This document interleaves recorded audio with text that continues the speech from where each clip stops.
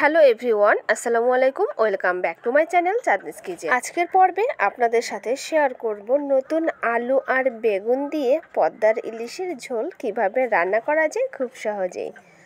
আজকে আমি রান্না করব আদা বাটা ছাড়া এই পদ্মার ইলিশ। আশা করি আপনাদের অনেক ভালো লাগবে। একটা লাইক দিয়ে দেখতে থাকুন। আমি প্রথমে নিয়েছি 5টা নতুন আলু, 2টো টমেটো আর 3টি বেগুন আর ধনেপাতা। এগুলোকে সব আমি কেটে নেব। তো নিয়েছি ইলিশ মাছ নিয়েছি আমি 5 থেকে 6 টুকরা। আমি পিস পিস করে কেটে নিয়েছি। তো কড়াই বসিয়ে দিয়েছি, দিয়ে দিচ্ছি পরিমাণ মতো তেল। এখন দিয়ে দিব পেঁয়াজ কুচি। দেওয়ার পরে পেঁয়াজগুলোকে আমি নেড়ে চেড়ে ভেজে নিব, হালকা বাদামি কালার করে ভেজে নিব।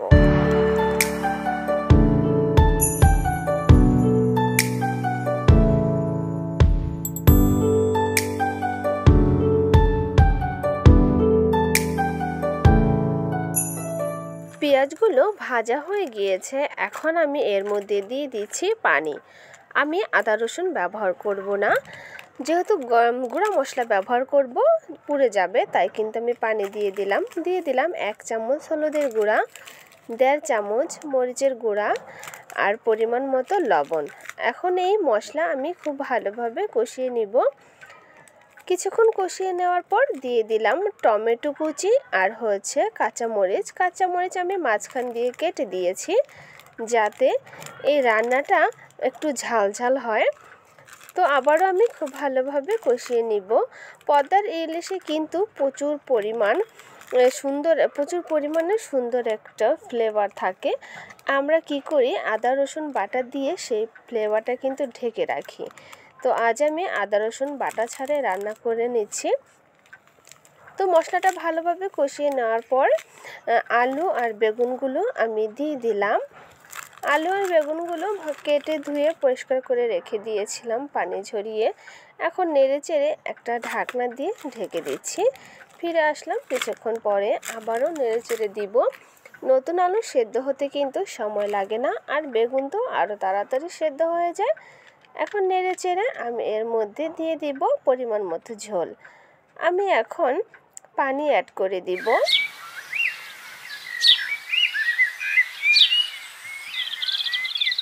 যেহেতু আমি ইলিশ মাছের ঝোল রান্না করব, সেহেতু পানির পরিমাণটা একটু বেশি দিয়ে দিয়েছি। এখন ঢাকনা দিয়ে ঢেকে বলক তুলে নিব। তো বলক উঠে গিয়েছে, এখন নেড়ে চেড়ে দিব। এখন আমি মাছগুলোকে এর উপরে সুন্দরভাবে ছড়িয়ে দিব। মাছগুলো আমি কিন্তু ভেজে নিইনি, কাঁচা মাছ রান্না করতেছি। পদ্মার ইলিশ যেটা অরিজিনাল ইলিশ, সেটা যদি আপনারা এইভাবে রান্না করে খান, খেতে কিন্তু অনেক ভালো লাগে। আর যেটা 2 নাম্বার ইলিশ বলে বিক্রি করে, ওটা কিন্তু যত আদা রসুন ঘি মশলা দিয়ে রান্না করেন না কেন, ওটা কিন্তু খেতে ভালো লাগে না। তো আমি কাঁচা মাছই রান্না করে নিচ্ছি আজ। শর্টকাট ঝটপট কিন্তু আপনারা এভাবে রান্না করে নিতে পারবেন। অবশেষে দিয়ে দিয়েছি ধনিয়া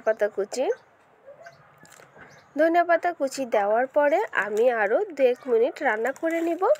ঝোলটা একটু কমে গেলে কিন্তু আমার রান্নাটা কমপ্লিট হয়ে যাবে। তো ধনিয়া পাতাটা একটু ঝোলের মধ্যে ডুবিয়ে দিলাম। তো এই দেখতেই পাচ্ছেন আমার রান্নাটা কিন্তু কমপ্লিট হয়ে গিয়েছে। তো রেডি আমার ইলিশ মাছের ঝোল রেসিপি। আজ এ পর্যন্তই। ভালো থাকবেন সবাই। আসসালামু আলাইকুম।